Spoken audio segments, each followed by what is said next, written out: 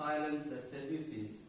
They gathered together, and one of them, a scholar of the law, tested him by asking, "Teacher, which commandment is the greatest?"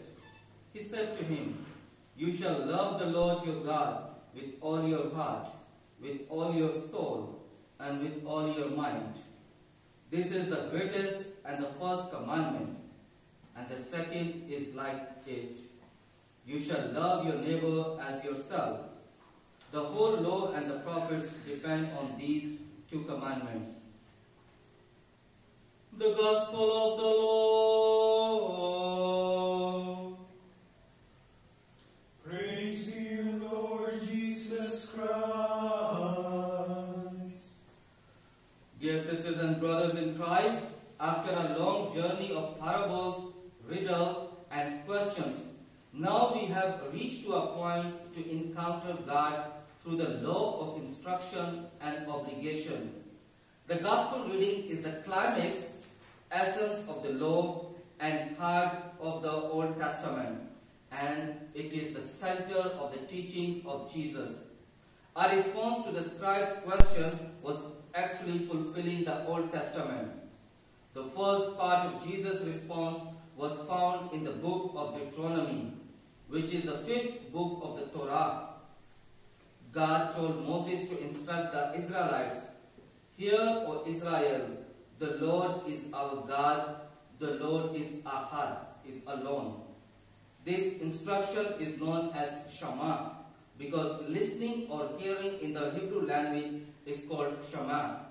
Every Jew was obliged to recite Shema at least 3 times in a day. In the morning, for thanking the Lord for a gift of life. In the afternoon, asking the Lord for the guidance. And at night, for the protection during sleeping. Indeed, the Shema was common, popular, and admired chanted prayer among the Jewish people.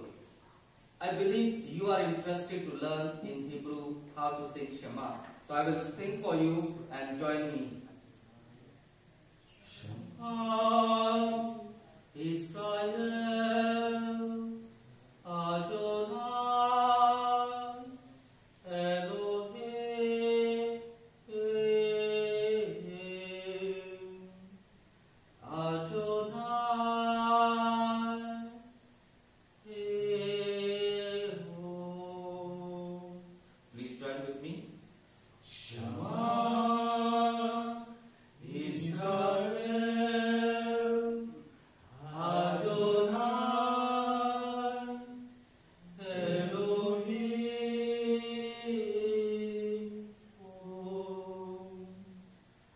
Adonai Elohim. The second commandment was taken from the book of Leviticus.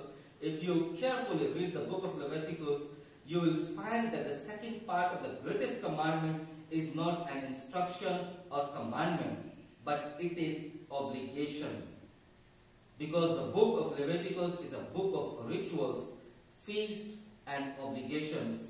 So in summary, Jesus' response to the scribes contains one instruction and one obligation.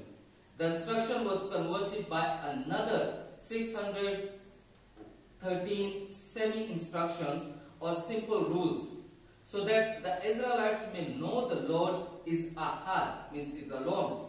They were just simple instructions, but the scribes interpreted it in such a manner that the spirit of the law was lost and they were just following the letter of the law.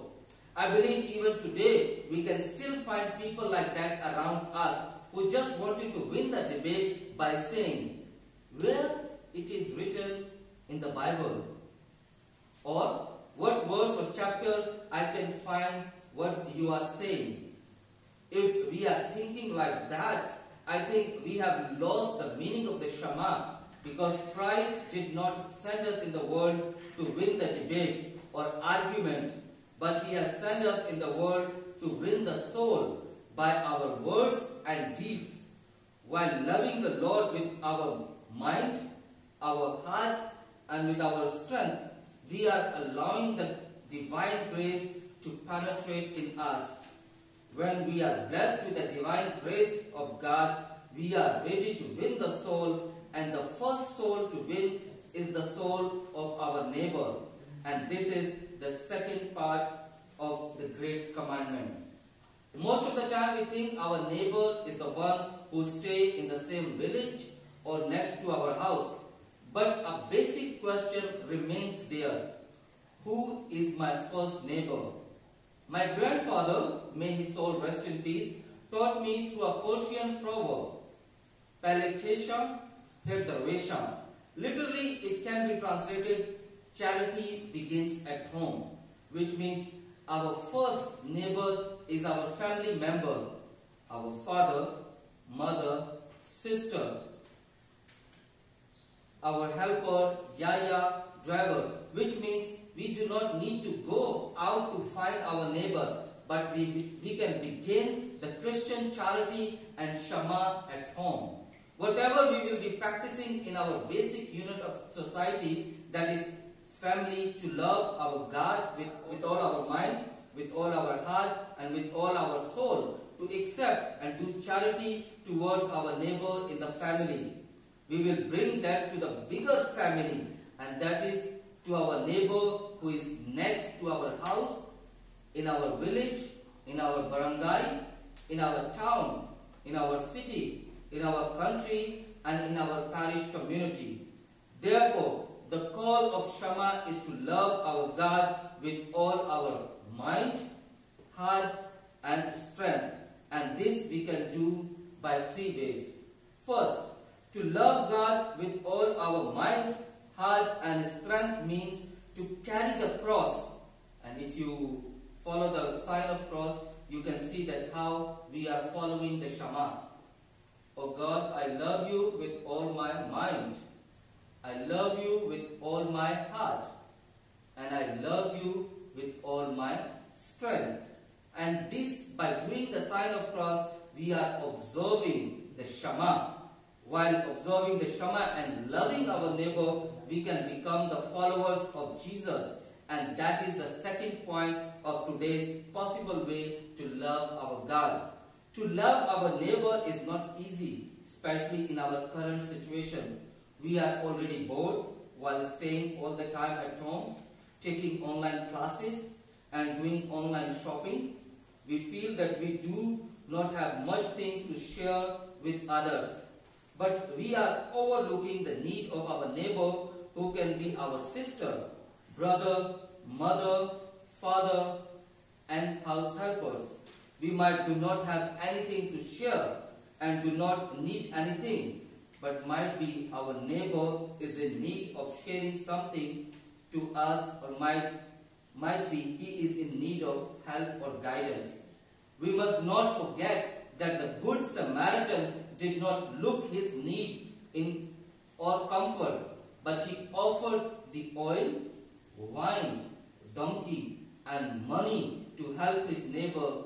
Therefore, to love our neighbor is an obligation which we need to fulfill every day by loving ourselves and loving our neighbor. And that is the third point of our today's reflection. To love ourselves does not only mean to wear good clothes, do exercise, or eat healthy food, or keep healthy relations with our friends and relatives, but to love ourselves means, when did I have my last confession? When did I participate in the celebration of the Holy Eucharist? When did I read the Bible? When did I was able to do the works of mercy, feeding hungry, giving drink to the thirsty, visiting sick, clothing naked, and accommodating a stranger? When did I share my fruits of the Spirit with others? That is love, joy, peace, patience, kindness, generosity, faithfulness, gentleness, and self-control.